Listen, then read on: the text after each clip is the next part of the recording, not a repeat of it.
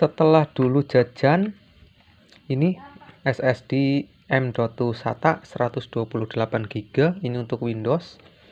Kemarin saya belikan yang update jadi M.2 NVMe, ini lebih kenceng guys, yang 512 GB ya, jadi 2 kali lipatnya. Dan sekarang ini jajan lagi untuk memori RAM guys, yang tadinya 8 GB saya belikan yang 16 GB supaya laptopnya makin ngebut lagi guys. Kita akan coba cek isinya.